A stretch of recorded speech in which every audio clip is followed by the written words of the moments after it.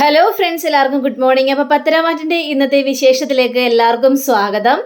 അങ്ങനെ നമ്മുടെ നവ്യയാണ് കാണിക്കുന്നത്. അപ്പം നവ്യ ഇങ്ങനെ ഒരുങ്ങിക്കൊണ്ടിരിക്കുക. ആ സമയത്താണ് അഭി അങ്ങോട്ട് കയറി ചെല്ലുന്നത്. അപ്പോൾ അഭി അങ്ങോട്ട് കയറി ചെന്ന് കഴിഞ്ഞപ്പോഴേക്കും അഭിക്ക് ഭയങ്കര ടെൻഷൻ. നവ്യെ, നീ ഇതുവരെ ഒരുങ്ങിക്കഴിഞ്ഞില്ലേ എന്ന് ചോദിക്കുകയാണ്. ഞാൻ ഒരുങ്ങിക്കഴിയുകയാണ്. അതെ, കുറേ നാളായി നമ്മൾ രണ്ടുപേരും കൂടി ഒന്ന് പുറത്തേക്കൊക്കെ പോയിട്ട്, അതുകൊണ്ട് നിന്നെ പുറത്തേക്കൊക്കെ ഒന്ന് കൊണ്ടുപോയി കറങ്ങാമെന്നൊക്കെ ഞാൻ വിചാരിച്ചു. പെട്ടെന്ന് ഒരുങ്ങ് എന്നൊക്കെ ഇങ്ങനെ സംസാരിക്കുകയാണ്. ഒരുങ്ങാന്നേ, എനിക്കിപ്പോൾ വലിയ സങ്കടമൊന്നുമില്ല. അതെന്താ, പുറത്തു പോകാത്തതുകൊണ്ടാണോ സങ്കടമൊന്നുമില്ലാത്ത? അല്ല, നീ എനിക്ക് വേണ്ടിയുള്ള കാര്യങ്ങളെല്ലാം ഇപ്പം നന്നായിട്ട് തന്നെ ചെയ്തു തരുന്നുണ്ടല്ലോ, എൻ്റെ കാര്യങ്ങളെല്ലാം നീ നന്നായിട്ട് നോക്കുന്നുണ്ടല്ലോ എന്നൊക്കെ അബിയോട് പറയുകയാണ്. അപ്പം ഇങ്ങനെ സംസാരിച്ചുകൊണ്ടിരിക്കുന്ന സമയത്താണ് പെട്ടെന്ന് അബിക്കൊരു കോള് വരുന്നത്. അപ്പോൾ അത് ഡേവിഡിൻ്റെ കോളായിരുന്നു. അപ്പോൾ അതെടുത്തിട്ട് എന്താ സാർ എന്നിങ്ങനെ ചോദിക്കുകയാണ്. അതെ, പെട്ടെന്ന് തന്നെ നമ്മുടെ കോൺഫറൻസ് ഹാളിലേക്ക് വരണമെന്ന് പറയാണ്. സാർ, അത് ഇപ്പം തന്നെ അത് വേണോ സാർ? പിന്നീട് ആയാൽ പോരെ? ഇതെന്താ, ഒരിക്കലും അത് മാറ്റാനായിട്ട് പറ്റില്ല. എന്താ പിന്നീടെന്നൊക്കെ പറയുന്നത്? എന്തൊരു ഉത്തരവാദിത്വം ഇല്ലാത്ത പോലെ സംസാരിക്കുന്നത്? എത്രയും പെട്ടെന്ന് മീറ്റിംഗ് കൂടിയേ മതിയാവുള്ളൂ. അത് നരേന്ദ്രൻ സാർ തന്നെയാണ് പറഞ്ഞിരിക്കുന്നത് എന്നിങ്ങനെ പറയുകയാണ്. ഇത് കേട്ട് കഴിഞ്ഞപ്പോഴേക്ക് അബിക്ക് കൂടുതൽ ടെൻഷൻ ആവുകയാണ്. ശരി സാർ, അങ്ങനെയാണെങ്കിൽ ഞാൻ പെട്ടെന്ന് തന്നെ വരാമെന്ന് പറഞ്ഞുകൊണ്ട് ഫോൺ വയ്ക്കുകയാണ്. അപ്പോൾ നമ്മുടെ നവ്യയോട് പറയാ, അത് പിന്നെ നവ്യെ, സോറി നവ്യെ, അതെ എനിക്കൊരു മീറ്റിംഗ് ഉണ്ട്, ഡേവിഡ് സാറാ വിളിച്ചത്, എത്രയും പെട്ടെന്ന് അങ്ങോട്ട് ചെല്ലണമെന്ന് പറഞ്ഞു. എന്താ നവ്യെ, നിനക്ക് സങ്കടമായോ? നിനക്ക് സങ്കടമായെങ്കിൽ ഞാൻ പോകുന്നില്ല, ഞാൻ വിളിച്ച് പറഞ്ഞേക്കാം, ഞാൻ ഏതായാലും മീറ്റിങ്ങിന് വരുന്നില്ല എന്ന്. ഇത് കേട്ട നവ്യാണെങ്കിൽ പറ്റില്ല, കാരണം എനിക്കൊരു സങ്കടവും ഇല്ല. ജോലിയിലാണ് എപ്പോഴും നമ്മൾ കോൺഫിഡൻസ് കൊടുക്കേണ്ടത്. അപ്പം അതുകൊണ്ട് തന്നെ നീ ആ ഒരു മീറ്റിങ്ങിന് പോകണം. ജോലി കഴിഞ്ഞിട്ട് വേറെ ഒരു കാര്യമുള്ളൂ. നമ്മൾ ജോലിക്ക് വേണ്ടി എല്ലാം നമ്മൾ മാറ്റി വെക്കണം എന്നൊക്കെ ഇങ്ങനെ പറയണം. അപ്പം നിനക്ക് സങ്കടമൊന്നുമില്ലല്ലോ? ഇല്ലെന്നേ, സങ്കടമില്ല, നീ ധൈര്യമായിട്ട് പോയിട്ട് വാ എന്നും പറഞ്ഞുകൊണ്ട് അബിയെ പറഞ്ഞു വിടുകയാണ്. ശരി, എന്നാൽ പിന്നെ പോയിട്ട് വരാമെന്ന് പറഞ്ഞാൽ അബി അങ്ങോട്ട് പോകുമ്പോഴും നവ്യക്കൊരു ഉമ്മയൊക്കെ കൊടുത്തിട്ടാണ് പോകുന്നത്. ഇത് കണ്ട നവ്യാണെങ്കിൽ ആകെ അരിശം വല്ലാത്തൊരവസ്ഥ. അവൻ്റെ ഒരു സ്നേഹം ഇപ്പം തന്നെ എൻ്റെ കൂട്ടുകാരിയോട് ഈ വിവരം വിളിച്ച് പറയണമെന്ന് പറഞ്ഞുകൊണ്ട് അങ്ങനെ മെസ്സേജ് അയക്കുകയാണ്. തീർക്ക് ഞാൻ ഇവൻ്റെ നാശം കാണാൻ വേണ്ടി തന്നെയാണ് ഞാൻ ജീവിച്ചിരിക്കുന്നത് എന്ന് നവ്യ ഇങ്ങനെ മനസ്സിൽ ചിന്തിക്കുകയാണ്. അങ്ങനെ പിന്നീട് നമ്മുടെ ആദർശിന് ഇങ്ങനെ ഒരു മെസ്സേജ് എത്തുക. മെസ്സേജ് നോക്കിക്കഴിഞ്ഞപ്പോഴേക്കും ആ ഒരു അജ്ഞാതം തന്നെയാണല്ലോ ഈ മെസ്സേജ് അടിച്ചിരിക്കുന്നത്. അങ്ങനെ ഉടനെ തന്നെ ഈ ആദർശ് നേരെ നന്ദുവിനെ കാണാനായിട്ട് ചെല്ലുകയാണ്. നന്ദു, വലിയൊരു കാര്യമുണ്ട്. നമുക്ക് എപ്പോഴും മെസ്സേജ് അയക്കാറുള്ള ആ മെസ്സേജിൽ നിന്ന് നമുക്കൊരു മെസ്സേജ് വന്നിട്ടുണ്ട്. അതെന്താണെന്ന് വെച്ച് കഴിഞ്ഞിട്ടുണ്ടെങ്കിൽ, അബി ഏതൊരു മീറ്റിങ്ങിന് വേണ്ടി പോയിരിക്കുകയാണ്. ആ മീറ്റിങ്ങിൽ വേറെ ആരൊക്കെയോ പങ്കെടുക്കുന്നുണ്ട്. അബിയെ പിന്തുടർന്ന് കഴിഞ്ഞിട്ടുണ്ടെങ്കിൽ നിങ്ങൾക്ക് ഉടനെ തന്നെ ആ ഒരു കുറ്റവാളിയെ കണ്ടുപിടിക്കാനായിട്ട് സാധിക്കും എന്നും പറഞ്ഞുകൊണ്ട് മെസ്സേജ് അയച്ചു കഴിക്കുന്നത്. ഇത് കണ്ട ഉടനെ തന്നെ നമ്മുടെ നന്ദു ആണെങ്കിൽ വേറെ പോലീസ് ഉദ്യോഗസ്ഥനെ വിളിക്കുകയാണ്. ഇന്നതുപോലെ ആണ് കാര്യങ്ങളൊക്കെ. അപ്പോൾ വണ്ടി നമ്പർ ഉൾപ്പെടെ എല്ലാം പറഞ്ഞു കൊടുക്കുകയാണ്. ഇപ്പം തന്നെ അവരെ ഫോളോ ചെയ്യണം എന്ന് പറഞ്ഞപ്പോഴേക്കും ശരി മേഡം, ഞങ്ങൾ ഉടനെ തന്നെ ഫോളോ ചെയ്യാമെന്ന് പറഞ്ഞുകൊണ്ട് ഇവരങ്ങോട്ട് പോവാണ്. അപ്പം നന്ദു ആണെങ്കിൽ രണ്ടും കൽപ്പിച്ച അങ്ങനെ ഈ അഭി ആണെങ്കിൽ വണ്ടിയിൽ ഇങ്ങനെ പോയിക്കൊണ്ടിരിക്കുക. വണ്ടിയിൽ ഇങ്ങനെ പോകുമ്പോഴും അഭിക്ക് ചെറിയൊരു ടെൻഷനൊക്കെ ഉണ്ട്. അപ്പോൾ ഈ പോലീസുകാരും ഈ അഭിയുടെ വണ്ടിയുടെ പിന്നാലെ തന്നെയുണ്ട്. ഇവർ വേഷം മാറിയാണ് വന്നിരിക്കുന്നതും. അപ്പോൾ ഇവരിങ്ങനെ ചെയ്യണം. അപ്പോൾ നമ്മുടെ അഭി ഇവരെ കണ്ടോ ഇല്ലേ, ഇവരത് ഫോളോ ചെയ്യുന്നത് കണ്ടോ ഇല്ലെന്ന് അറിയില്ല. പക്ഷേ വേറൊരു വഴി മാറിപ്പോവുകയും ചെയ്യാണ്. അങ്ങനെ നന്ദുവിനോട് വിളിച്ച് കാര്യങ്ങളെല്ലാം പറയുകയാണ്. അവർ വേറെ വഴി മാറിപ്പോയതെന്നും അവരെ പിന്നീട് ഫോളോ ചെയ്യാൻ പറ്റിയില്ലെന്നും എന്നൊക്കെ കാര്യങ്ങളെല്ലാം പറയുകയാണ്. പിന്നീട് നമ്മുടെ നയനയെയും അതേപോലെ തന്നെ മുത്തശ്ശിയെയും ദേവയാനിയൊക്കെ കാണിക്കുകയാണ്. അപ്പം മുത്തശ്ശി പറയണം, അത് തന്നെയാണ് ദേവയാനി ഞാനും പറഞ്ഞത്, ആ കല്യാണം നടത്തണം. പക്ഷേ അനി ഈ നന്ദുവിൻ്റെ പിന്നാലെ നടക്കുന്നുണ്ടോ എന്ന് എനിക്കൊരു സംശയമുണ്ടെന്നൊക്കെ ചോദിച്ചപ്പോഴേക്കും ആ ഒരു സംശയം എനിക്കും ഇല്ലാതെ ഇല്ല. പക്ഷേ എത്രയൊക്കെ പിന്നാലെ നടന്നാലും അവരുടെ കല്യാണം നടക്കാനായിട്ട് പോകുന്നില്ലല്ലോ. അതിന് നന്ദുവിൻ്റെ അച്ഛനും അമ്മ സമ്മതിക്കത്തുമില്ല. പിന്നെ അതുമാത്രമല്ല, അച്ഛനാണെങ്കിൽ അവർക്ക് വാക്കും കൊടുത്തതല്ലേ.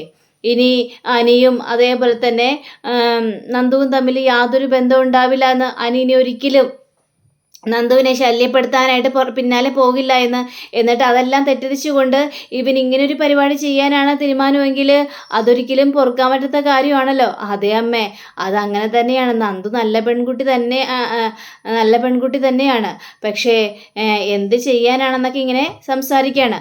അപ്പോഴേക്കും മുത്തശ്ശിയും പറയാണ്, അതെ, അവർക്ക് തമ്മിൽ ഇഷ്ടമാണെങ്കിൽ കല്യാണം കഴിപ്പിക്കുന്നത് കൊണ്ടൊന്നും യാതൊരു കാര്യമൊന്നുമില്ല, കുഴപ്പമൊന്നുമില്ല.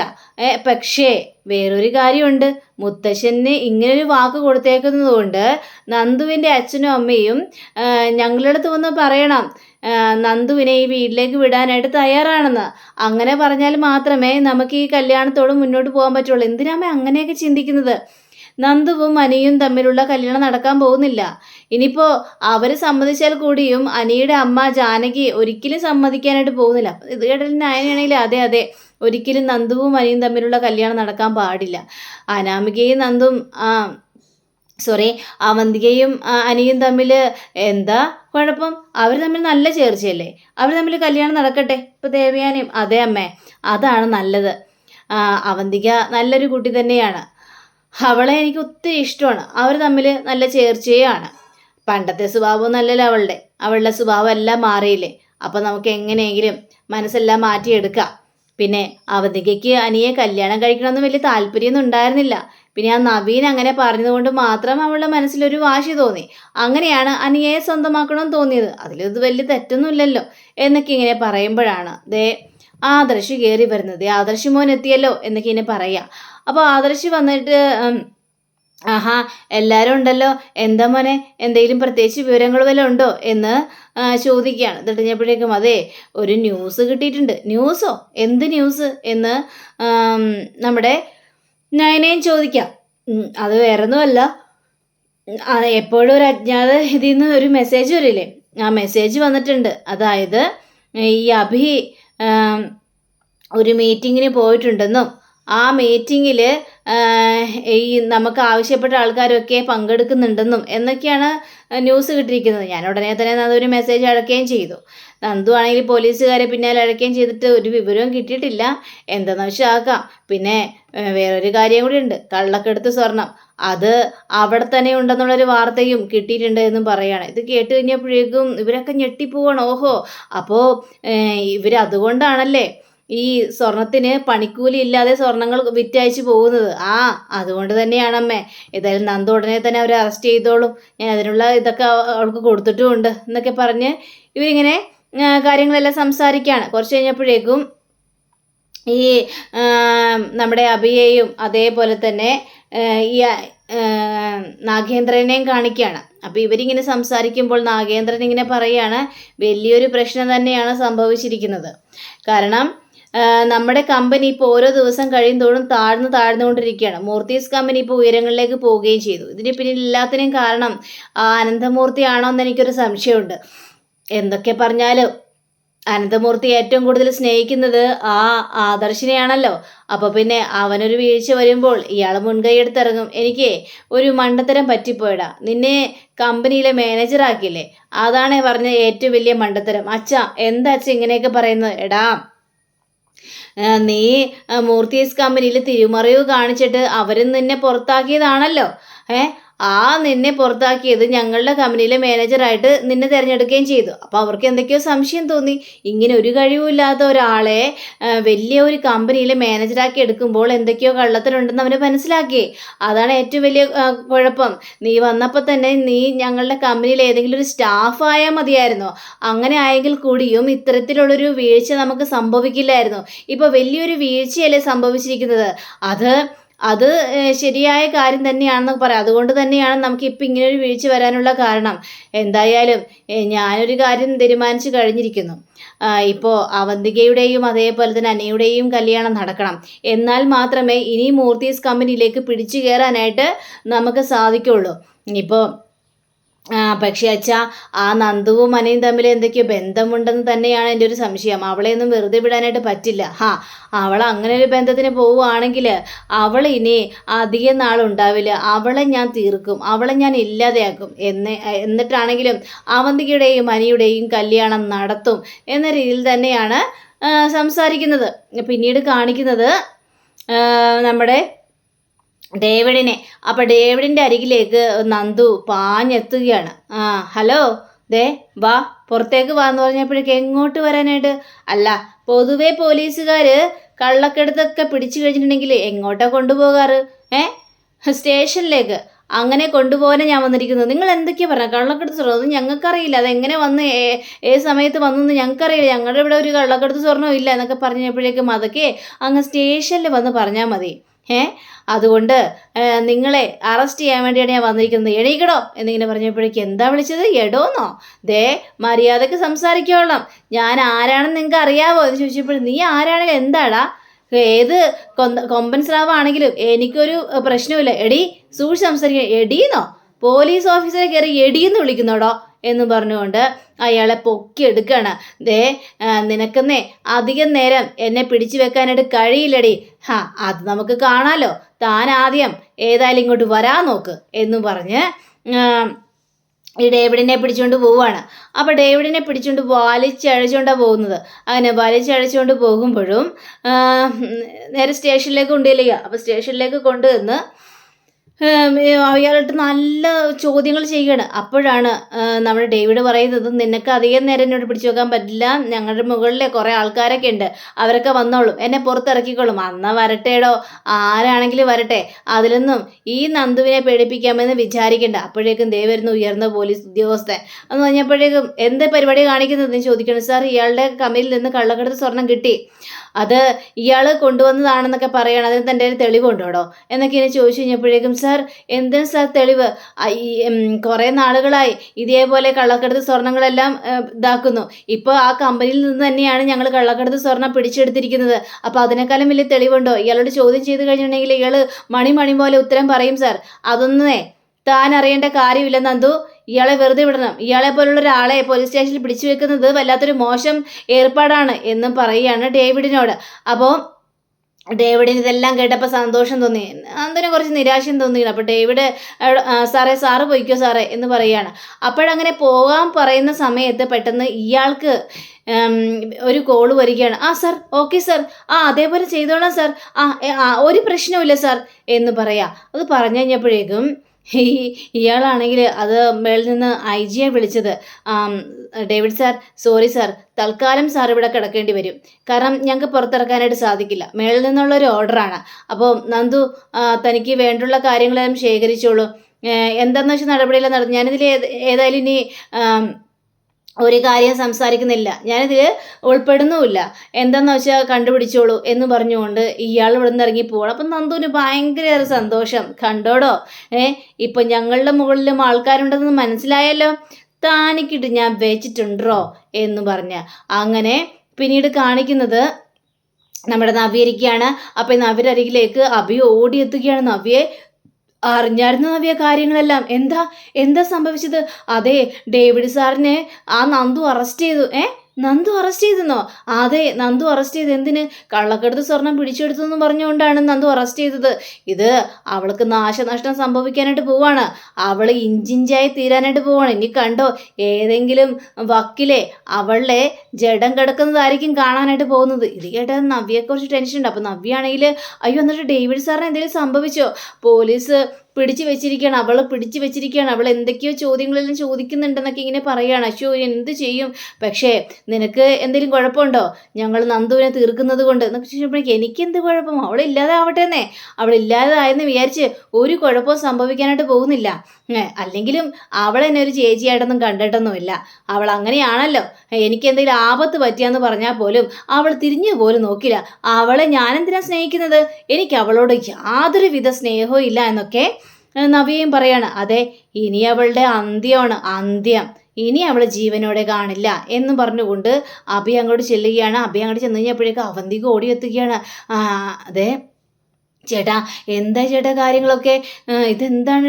ആ ഡേവിഡിനെ പോലീസ് അറസ്റ്റ് ചെയ്തെന്നൊക്കെ പറഞ്ഞല്ലോ. അതേ മോളെ, എന്ത് സംഭവിക്കുന്നു ഏത് സംഭവിക്കുന്നു ഒരു പിടുത്തവും ഇല്ല. അച്ഛനാണെങ്കിൽ ആകെ ടെൻഷൻ നിൽക്കുകയാണ്. അയ്യോ, അച്ഛൻ എന്തെങ്കിലും കുഴപ്പമുണ്ടോ? ഇനി അച്ഛന് മാനസികമായ ബുദ്ധിമുട്ടി അച്ഛൻ തളർന്നു പോകുമെന്ന് ചോദിച്ചു കഴിഞ്ഞപ്പോഴേക്കും ഒന്നും പറയാനായിട്ട് പറ്റില്ല, ഇനി എങ്ങനെയെങ്കിലും ആ ഡേവിഡിനെ പുറത്തിറക്കിയാൽ മതിയാവുള്ളൂ എന്നൊക്കെ ഇങ്ങനെ പറയുകയാണ്. അങ്ങനെ നമ്മുടെ ഈ അഭിയാണെങ്കിൽ നേരെ നരേന്ദ്രനെ കാണാനായിട്ട് പോവാണ്. അപ്പം നരേന്ദ്രനാണെങ്കിൽ ആകെ തകർന്നൊരവസ്ഥയാണ്. നീ തന്നെയാണ് എല്ലാത്തിനും കാരണം, നിന്നിലൂടെയാണ് സംശയങ്ങളെല്ലാം എല്ലാവർക്കും പരതി പോയത്. അല്ലെങ്കിലും നിനക്കിവിടെ കയറി പറ്റിയപ്പോൾ നിനക്ക് അധികാരങ്ങൾ കൂടി, ഡേവിഡിനോട് പോലും നീ അധികാരം കാണിക്കാനായിട്ട് തുടങ്ങി, നിന്റെ അഹങ്കാരമായിരുന്നു എന്നൊക്കെ പറഞ്ഞുകൊണ്ട് അഭിയെ ഇങ്ങനെ ഒരുപാട് കുറ്റപ്പെടുത്തുക. അപ്പോൾ കഴിഞ്ഞപ്പോഴേക്കും അച്ഛാ, മൂർത്തീസ് കമ്പനിയിൽ എന്നോട് ഒരുപാട് ഇങ്ങനെ താഴ്ത്തി എല്ലാവരും എന്നെ അപമാനിക്കുകയായിരുന്നു. ആ സമയത്ത് എനിക്ക് ഇങ്ങനെ ഒരു നല്ലൊരു അവസരം വന്നു കഴിഞ്ഞപ്പോഴേക്കും ഞാൻ ഒരുപാട് അഹങ്കരിച്ചു. അതെല്ലാം ഇപ്പോൾ തെറ്റായിപ്പോയി എന്ന് തോന്നുന്നു അച്ഛാ. ഇനിയിപ്പോൾ എന്ത് ചെയ്യും എന്നൊക്കെ ചോദിച്ചപ്പോഴേക്കും ഒന്നും പറയാനായിട്ട് പറ്റില്ല. ഇനിയിപ്പോൾ ആ ഡേവിഡ് അച്ഛനെ ഒറ്റിക്കൊടുക്കോ, അച്ഛൻ്റെ പേര് വല്ലതും പറയേ? ഒരിക്കലുമില്ല. അയാളൊരു മണ്ടനാ. പക്ഷേ അയാൾ ഒരിക്കലും എൻ്റെ പേര് പറയില്ല. അയാൾ വിശ്വസ്തനാണ്, ഞങ്ങളെയൊക്കെ ഒരുപാട് സ്നേഹിക്കുന്നുണ്ട് അയാളെന്നൊക്കെ പറയാം. അങ്ങനെ ഈ സമയം തന്നെ നമ്മുടെ നന്ദു ആണെങ്കിൽ ഡേവിഡിനെ ഇടിച്ച് നിരപ്പാക്കിയിട്ട് പറയടാ, സത്യം പറയടാ, നിന്റെ മുകളിൽ ഒരാളില്ലടാ, അതാരാന്ന് ചോദിച്ചത്, ഈ കള്ളക്കടത്ത് സ്വർണം എങ്ങനെയാണ് വന്നത്, നിങ്ങൾ എവിടെ നിന്നാണ് എടുക്കുന്നത് എന്നൊക്കെ ചോദിച്ചപ്പോഴേക്കും എനിക്ക് ഒന്നും അറിയില്ല ആ കള്ളക്കടത്ത് സ്വർണ്ണം കുറിച്ച് മേഡം എന്ത് ചോദിച്ചാലും എനിക്ക് ഇത്രയൊക്കെ പറയാനുള്ളൂ. അപ്പോൾ ഇയാളെ പിടിച്ച് മോന്തക്കെട്ടൊക്കെ പിടിച്ച് ഇടിക്കുകയാണ്. തനിക്ക് എൻ്റെ സ്വഭാവം ശരിക്കും അറിയാൻ പാടാത്തത് കൊണ്ടാണ് എൻ്റെ മുന്നിൽ കിടന്ന് താൻ വേഷം കിട്ടാമെന്ന് വിചാരിച്ചോടോ, പറയടാ, സത്യം പറയടാ എന്നൊക്കെ ചോദിച്ചെങ്കിലും ഈ ഡേവിഡ് ഒരക്ഷരം പോലും മിണ്ടുന്നില്ല. അങ്ങനെ നന്ദുവിന് കലി വരികയാണ്. കലി വന്നിട്ട് രക്ഷയില്ല, ഇയാളവിടെ പിടിച്ചിട്ടോ, ആരൊക്കെ എന്തൊക്കെയാ പറഞ്ഞാലും നീ ഇനി ഇവിടെ നിന്ന് പുറത്തു പോകാനായിട്ട് പോകുന്നില്ലടാ എന്നും പറഞ്ഞ് നിൽക്കണം. അങ്ങനെ നമ്മുടെ അഭി ഈ നരേന്ദ്രനോട് പറയണം, അച്ഛാ ഇത്ര നേരമായിട്ടും ഡേവിഡ് സാറിന് ഒരു ജാമ്യം പോലും കിട്ടിയില്ലല്ലോ, അത് എന്തുകൊണ്ടാണെന്നൊക്കെ ചോദിച്ചപ്പോഴേക്കും, എടാ ജാമ്യം എടുക്കാനായിട്ട് പറ്റില്ല, ആ മൂർത്തി കളിക്കുന്നുണ്ടോ എന്നാണ് തോന്നുന്നത്. അതിന് മുത്തശ്ശനും അഭിയേട്ടനൊക്കെ ഭയങ്കര ശത്രുതയല്ലേ, പിന്നെ എങ്ങനെയാ, അതൊക്കെ അയാൾ വെറും നമ്പറാ, പറഞ്ഞില്ലേ ബിസിനസ്സിൽ അയാൾ പല കളികളും ഇറക്കും, അതൊന്നും നമുക്ക് വിശ്വസിക്കാൻ പറ്റില്ല. നമ്മളെ തകർക്കാൻ വേണ്ടി തന്നെയാണ് മൂർത്തി ഇറങ്ങിയിരിക്കുന്നത് എന്നിങ്ങനെ സംസാരിക്കുകയാണ്. അങ്ങനെ നമ്മുടെ ആദർശിനൊക്കെ ഭയങ്കര ഒരു സന്തോഷം തോന്നിയാണ്. പിന്നീട് കാണിക്കുന്ന നമ്മുടെ നന്ദുവിന് അനിയുടെ അനി വരികയാണ്. അപ്പം അനി വന്നു കഴിഞ്ഞപ്പോഴേക്കും, എന്താണ് അനി ഒരു മുന്നറിയിപ്പില്ലാതെ പെട്ടെന്ന് ഇടിച്ചു കയറി വരുന്നത്? അതോ ഞാൻ പറഞ്ഞില്ലേ ഒരു ടൂറിൻ്റെ കാര്യം, നമ്മളപ്പോൾ നാളെ ടൂറ് പോകുന്നു. എടാ ഇത് വല്ലാത്തൊരു റിസ്ക് തന്നെയാണ്. എന്ത് റിസ്ക്? ഞായറാഴ്ച നിനക്ക് ഡ്യൂട്ടിയുള്ളതല്ലേ, അപ്പം പിന്നെ അതിലെന്ത് റിസ്ക് എന്നാണെന്ന് ചോദിച്ചപ്പോഴേക്കും, എടാ അതൊന്നുമല്ല, വീട്ടിൽ എന്തൊക്കെ കള്ളത്തരങ്ങൾ പറഞ്ഞു വരുന്നത് എനിക്കെന്നെ അറിയില്ല, അല്ലെങ്കിൽ അമ്മയ്ക്കും അച്ഛനൊക്കെ ഭയങ്കര സംശയമാണ്. ഇങ്ങനെ സംശയിക്കേണ്ട കാര്യമൊന്നുമില്ല. ഏതായാലും നന്ദു, നമ്മൾ പോകാൻ തീരുമാനിച്ചു, നാളെ തന്നെ നമ്മൾ പോവുകയും ചെയ്യണം. ശരി, ഞാനെങ്കിലും എന്തെങ്കിലും വീട്ടിൽ കള്ളത്തരങ്ങളൊക്കെ പറഞ്ഞിട്ട് വരാം, പക്ഷേ കറക്റ്റ് സമയത്ത് നീ എത്തിയാൽ മതി. ആ ഹോട്ടലിലെ സംഭവം മറന്നിട്ടില്ലല്ലോ? എടി അത് പിന്നെ ഞാൻ പറഞ്ഞല്ലോ ലിഫ്റ്റിൽ കുടുങ്ങിപ്പോയതാണെന്ന്. എന്ത് ലിഫ്റ്റിൽ കുടുങ്ങിയാലും നീയാണ് അവിടെ വാക്ക് പാലിക്കാതിരുന്നത്, മനസ്സിലായല്ലോ? ശരി, എന്തൊക്കെ സംഭവിച്ചാലും നാളെ ഉറപ്പായിട്ട് ഞാൻ എത്തിയിരിക്കും. ശരി, ആയിക്കോട്ടെ. അങ്ങനെ നന്ദു ആണെങ്കിൽ വീട്ടിലേക്ക് ചെന്ന് കഴിഞ്ഞപ്പോഴേക്കും അച്ഛനിരുന്ന് എന്തൊക്കെയോ വായിക്കുക. ആ സമയത്ത് നന്ദു ഓടി ചെന്നിട്ട്, അച്ഛാ അത് പിന്നെ നാളെ സൺഡേ അല്ലേ, എനിക്ക് ഒരു മീറ്റിംഗ് ഉണ്ട്. മീറ്റിങ്ങോ? എന്ത് മീറ്റിംഗ്? അത് പിന്നെ പോലീസുകാരുടെ മീറ്റിംഗ് ആണേ. സൺഡേ ആണെങ്കിലും ഞങ്ങൾക്ക് ലീവൊന്നുമില്ലല്ലോ അച്ഛാ. അപ്പോൾ നമ്മുടെ കനകം വന്നിട്ട്, അല്ല സൺഡേ എന്ത് മീറ്റിംഗ് ഉണ്ടെന്നാ പറയുന്നത്? മീറ്റിംഗ് ആണോ അല്ലെങ്കിൽ വേറെ വല്ലയിടത്തോട്ടും പോവുകയാണോ? അനിയെ കാണാൻ വേണ്ടി. എന്താ അച്ഛാ ഈ പറയുന്നത് അമ്മ? എനിക്ക് അമ്മയുടെ ഈ വർത്തമാനമൊക്കെ കേൾക്കുമ്പോഴേ ദേഷ്യം വരുന്നുണ്ട്. നിനക്ക് ദേഷ്യം വരും, ഞങ്ങൾക്ക് ഇങ്ങനെയൊക്കെ പറഞ്ഞല്ലേ മതിയാവുള്ളൂ. ഒന്നാമത് തന്നെ സൺഡേ മൂർത്തീസ് കമ്പനിയൊക്കെ സൺഡേ പൂട്ടിയിടുകയും ചെയ്യും. ആ സമയത്ത് അനിയും നീയും കൂടി കാണാൻ പോകുന്നുണ്ടോ എന്നാണ് ഞാൻ ചോദിച്ചത്. ഞാൻ എന്തിനാണ് അവനെ കാണാനായിട്ട് പോകുന്നത്? എനിക്ക് മീറ്റിംഗ് ഉണ്ട്, അതുകൊണ്ട് എനിക്ക് പോയാലേ മതിയാവുള്ളൂ. പോലീസ് മീറ്റിങ്ങിനൊക്കെ പോയില്ലെങ്കിൽ വലിയ പ്രശ്നമില്ല. അത് ശരിയാ, പോലീസ് മീറ്റിങ്ങിനൊക്കെ പോയില്ലെങ്കിൽ വലിയൊരു പ്രശ്നം തന്നെ ആവും. പക്ഷേ പോലീസ് മീറ്റിങ്ങിന് തന്നെ വേണം പോകാനായിട്ട്. എനിക്ക് വയ്യ അച്ഛാ എന്ന് പറഞ്ഞുകൊണ്ട് നന്ദ അവിടെ നിന്നിട്ട് പോകുമ്പോഴും, അതെ ഗോവിന്ദേട്ടാ സൂക്ഷിക്കണം, കാരണം പെൺമക്കളുടെ മനസ്സ് അമ്മമാർക്കേ മനസ്സിലാകാനായിട്ട് പറ്റുള്ളൂ. അതുകൊണ്ട് ഇനി അവള് ഏത് തരത്തിലാണ് പോകുന്നതെന്നൊന്നും പറയാനായിട്ട് പറ്റില്ല. അപ്പം ഇതെല്ലാം നന്ദു കേട്ടു നേരം നന്ദു റൂമിലേക്ക് ചെല്ലുകയാണ്. അങ്ങനെ നന്ദു ഫോൺ വിളിക്കുകയാണ് അനിയെ. വിളിച്ചു കഴിഞ്ഞപ്പോഴേക്കും, എടാ നാളെ ഏതായാലും എങ്ങനെയെങ്കിലും ഞാൻ ഉറപ്പായിട്ട് എത്തുക തന്നെ ചെയ്യും. അത് ഏതായാലും നന്നായി, നീ വാ നമുക്ക് പോകാം. അതിന് ശേഷമേ നമ്മൾ പിന്നെ ഒരു പോക്ക് പോകും. പിന്നെ നമ്മൾ ആരും പിടിച്ചാൽ കിട്ടില്ല, എങ്ങോട്ട് പോകുന്നു, എങ്ങോട്ടെങ്കിലും, എന്നിട്ട് കല്യാണം കഴിഞ്ഞിട്ട് തിരിച്ചു വരുള്ളൂ. അതൊന്നും ചിന്തിക്കണ്ട. ഇപ്പോൾ ആദ്യമേ നിന്റെ ഡിവോഴ്സ് നടക്കട്ടെ, അതിനുശേഷമാകാം നമ്മുടെ കല്യാണമൊക്കെ. അതുവരെ ഇതിനെക്കുറിച്ച് ഒന്നും ചിന്തിക്കേണ്ട കാര്യമില്ല. അതിന് നിന്റെ നവീനില്ലേ, അത് നിന്റെ ഫ്രണ്ടല്ലേ, അപ്പോൾ പിന്നെ നവീനോട് പറ ഈ ഡിവോഴ്സ് എത്രയും പെട്ടെന്ന് നടത്തരാൻ. അയ്യടാ നീ പറ, എന്നെക്കാല ഫ്രണ്ട് മുമ്പ് നീയല്ലേ ആയത്, അതുകൊണ്ട് നീ പറ. നവീനേട്ടനോടൊരു കാര്യം പറഞ്ഞു കഴിഞ്ഞാലേ നവീനേട്ടൻ അത് ഭംഗിയായിട്ട് ചെയ്യും. പക്ഷെ നിനക്കാണ് കൂടുതൽ സംശയങ്ങളൊക്കെ. നീ നവീനേട്ടൻ പറയുന്ന പോലെ തന്നെ കാര്യങ്ങളെല്ലാം നീക്ക്, അപ്പം നിങ്ങൾക്ക് പെട്ടെന്ന് ഡിവോഴ്സ് കിട്ടുക തന്നെ ചെയ്യും എന്നും അവിടെ പറയുകയാണ്. അങ്ങനെയും കാണിച്ചുകൊണ്ടാണ് നമ്മുടെ ഇന്നത്തെ റിവ്യൂ ഇവിടെ അവസാനിച്ചിരിക്കുന്നത്. അടുത്ത റിവ്യൂവിനെ കാത്തിരിക്കുക, സബ്സ്ക്രൈബ് ചെയ്യുക. എല്ലാവർക്കും നല്ലൊരു ദിനം ആശംസിച്ചു. നമസ്കാരം. Thank you. See again. Bye by.